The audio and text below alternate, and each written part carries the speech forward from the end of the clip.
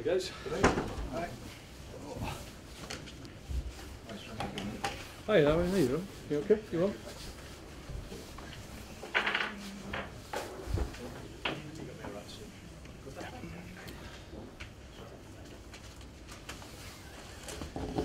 You alright? Good. Not bad, mate. How are you? Good. Yeah, very well, thank you. Good. You're recording? Yeah. Thoughts on the cup draw and getting Chelsea? Oh yeah, could have been an easier job, but in saying that, I think about 16, well, in the last 16 and 14 and 15 of them are Premier League teams, so it was always going to be a difficult tie whoever we got. Chelsea's obviously harder than most, but it's one we're looking forward to. It's a home game as well, which was something that we wanted. We've had 2 away ties in the previous round, so nice to get a cup tie on a cold, wet Tuesday evening, may I suggest? At the Brit. At the Brit. Made quite a few changes in midweek. Anybody give you food for thought about? Yeah, there was a number. I was pleased with the performance. I thought it's important we started the game in the right manner. We certainly did that. Good for Peter Crouch, obviously, to make an impression. It's been a bit of a struggle up to this point. His season is a bit stop-start. Missed pre-season. Had a little bit of a complication with the operation that he had, so he was in hospital for a few days recovering from that, and it just set him back somewhat. But in recent weeks, I've seen a real difference in his work on a daily basis, and I thought he was a lot better in the game in midweek. Getting a goal, obviously, for a striker is important, so he was able to do that as well. So I thought Peter did okay. I thought Afellay was good on the night as well. So I looked at a couple of things as well, which were interesting to me in terms of selection and positional changes. So it was a good night all round, because a lot of positives. We won the match first and foremost, and we're into the next round. So and I was able to give game time to a lot of the guys that have had to be patient, and sometimes you have to be fair to them and acknowledge the patience and the support that they give to the guys that are in possession of the shirt at the moment. So I was able to do that as well. I'm glad you mentioned Crouch, because it was to that point that I was going to ask you the question about him. Is he still got a big part to play here? Because one thing about certain players is you get to a certain age, you've accrued quite a bit of money or whatever, you could sit back on your laurels. He doesn't appear to be that sort of person, does he? No, you're absolutely right. I think Peter is, as a person, he's a genuine guy. He wants to do well. He's at the stage of his career where he still wants to achieve things.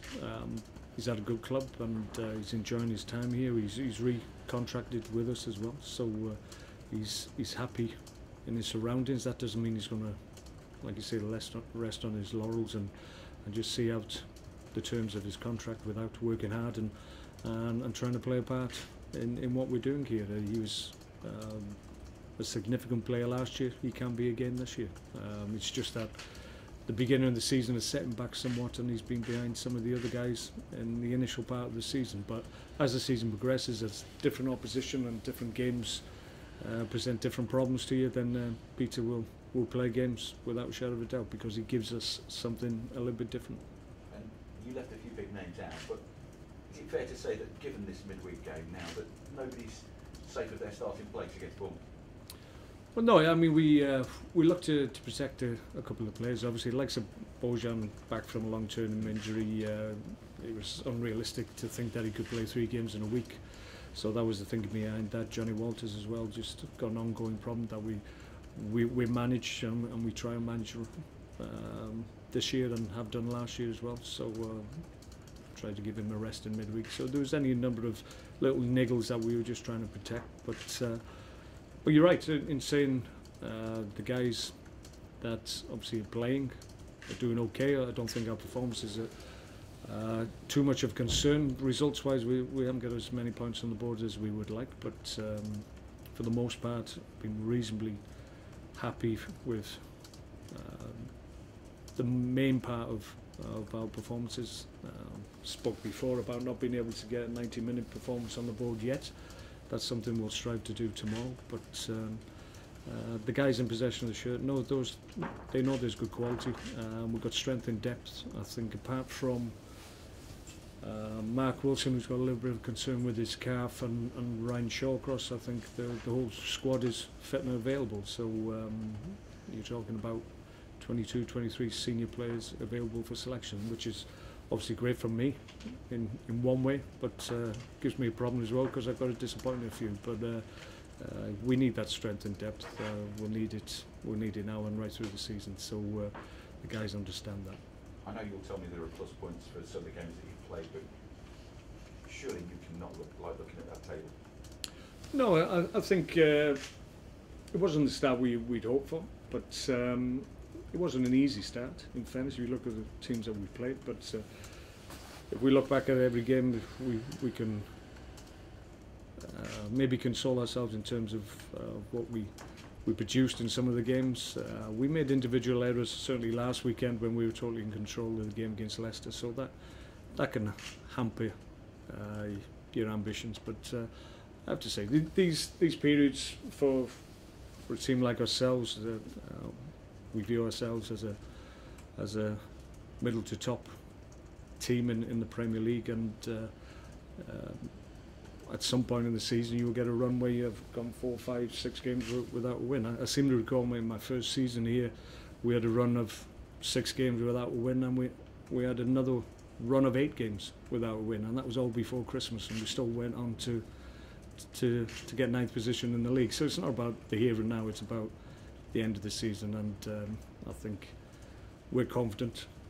We know we're a good side at this level, and hopefully, ideally, we get the points on the board that our performances merit, and that will start tomorrow, hopefully. I'm hearing there are doubts over Callum Wilson's fitness. Don't know how true that is, but how impressed have you been by him, and were you ever tempted to go in like so many clubs were when he was at Coventry?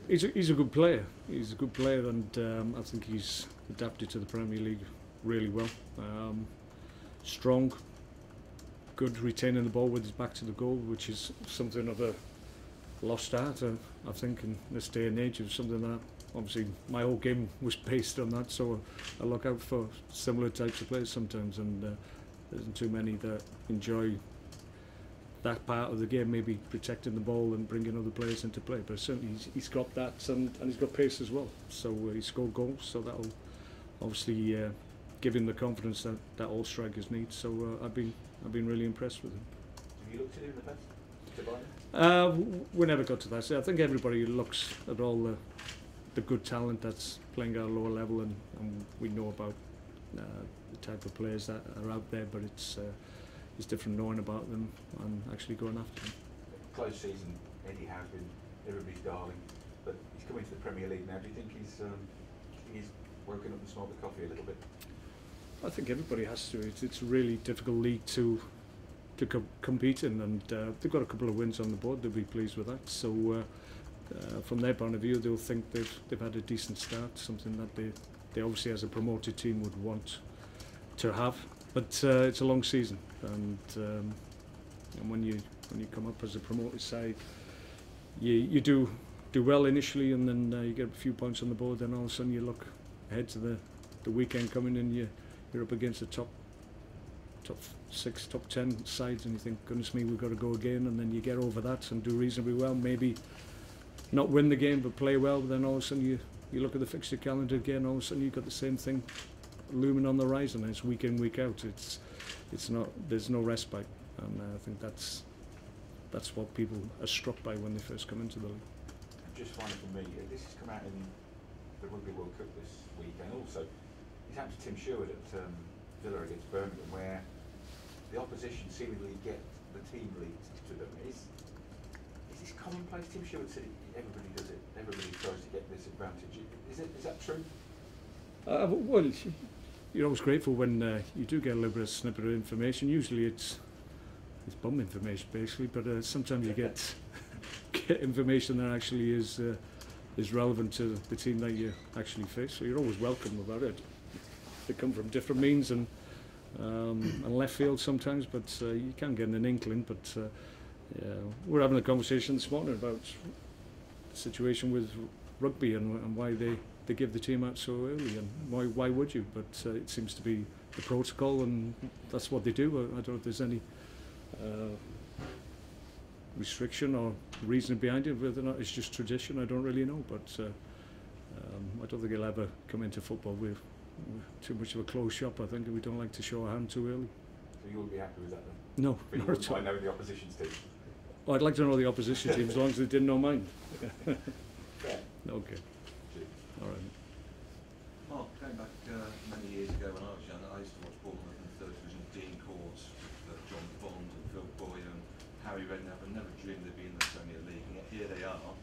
But is it really a case that with the Premier League these days that clubs like Bournemouth, you know, are very much a novelty?